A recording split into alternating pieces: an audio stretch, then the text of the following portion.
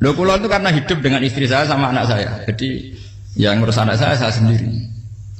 Jarang kula ngurus dalam jarang. Ya, memang saya punya standar pakai kitab-kitab kados hikam. Saya ini merasa hidup di dunia itu sendiri. Sampeyan tak warai la Allah kana kotar. Imam yang ngarang hikam itu punya resep supaya kamu seneng terus. Liyakil lama tafrahu bihi, mesti yakin lama tahzanu bihi.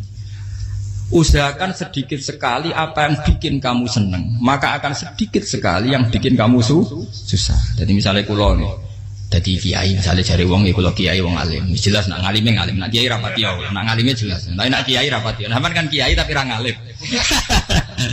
Nah kula nak darani wong alim malah muni ya jelas. Nak kiai rapati ya, kula rapati nurut tapi aturan masyarakat rapati napa. Nah sampean kiai tapi ora napa ngalim. Ya beda. Ndak ini memang bedanya jauh. Ya mungkin lebih kiai sampean gimana? Cara derdek-derdek dongo meyakinkan sampean. Tapi cara artine dongo piye paham kula. Lha boten iki nyata, sampe rasa tersinggung. Napa barang-barang napa? Nyata. Nah, kula sering ditakoki kiai-kiai masalah. Resepnya apa jenis? Konjinan ratau susah, dal kita ratau wiridan, ratau muhaisisip. Resepnya ilmu itu gini kata hikam. Ulama yang kayak hikam itu pernah ngarang kitab tuh saking syukurnya entah saking angkuhnya terserah komentari. Kamu harus yakin bahwa di sisa hidup Anda itu tidak akan maksiat lagi.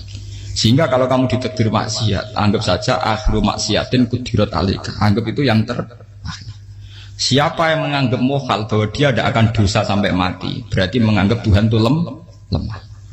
Karena cara berpikir kita kan bayangkan hidup itu 40 tahun lagi. Misalnya saya sekarang umur 40, bayang urip kadang 4 tahun meneh. Sampean misalnya umur selawe, bayang selawe tahun meneh.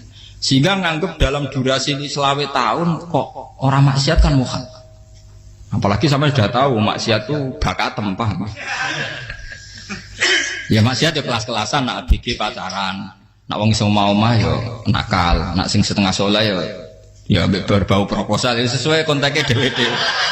Itu kan urusan masing-masing. Ya itu kan urusan masing. Moe wakisabu ala wa, ngene ora ana sing roh moe wakisabu ala. Rombongan wali songo, mbok kangen wali songo, mbok golek selisih wawahu napa alam. Sing roh pangeran piyam. Mbok kangen wali, mbok golek selisih margin. Niku pokoke wawahu napa ya itu kan urusan jenengan mbek pangeran, mboten urusan kula. Tapi tetap saya sebagai ulama mengingatkan, niat itu ditoto. Begini, ulama dulu tuh ngitung hidup itu hanya 2 menit, 2 detik. Sehingga dia ya gampang saja. Kayak Kanjeng Nabi itu, ya Rasulullah kenapa tidak menyediakan makan untuk besok? Loh, saya itu tidak yakin, kalau hidup saya sampai besok. Ya sudah begitu cara, ya sudah tenang saja. Kalau sampean kan bayangkan hidup 4 tahun lagi, 5 tahun lagi, sehingga arah mangan ya wedi tenan.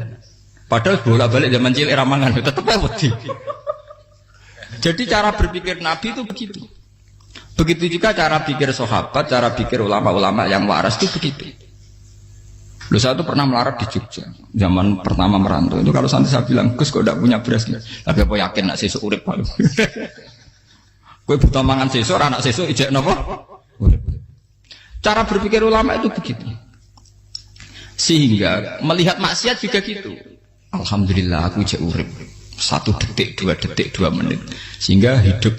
Dan itu sudah cukup untuk lafadzkan la ilaha illallah. Makanya kata yang ngarang hikam, betapa murahnya Allah. Surga itu hanya bisa dibeli dengan 2 menit. Karena surga itu senilai la ilaha illallah. Miftahul jannah la ilaha illallah. Itu cukup 1 menit. Berarti surga itu regane mau 1 menit. Dan karena dia nganggap hidup itu 1 menit ke depan, la ilaha illallah, ya sudah. Dia ngitungnya hidup itu per menit. Kalau sampean kan enggak, per 10 tahun, per 20 tahun.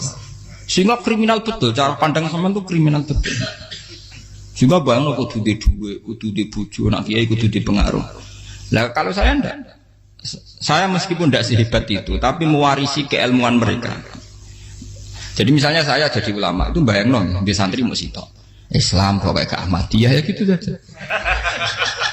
Ya pokoknya ya sudah gitu. Orang bayang santri sing kelambinan takwa khusyuk salam tempel demen gelo, demen apa? Lo tanyakan santri-santri saya itu mungkin belum pernah nyuri istri saya bikin kopi. Bisa dihitung. Karena saya itu sederhana saja. Misalnya saya pergi dari Jogja ini yang nyata salam. Bayang bojo wis maca gawe no kopi, buka no lawang malah kecewa. Seperti umumnya orang kan gitu. Semerantau ada bang no bojo ku nyuambut, digawe no kopi, digodhog no banyu hangat teman, bareng teko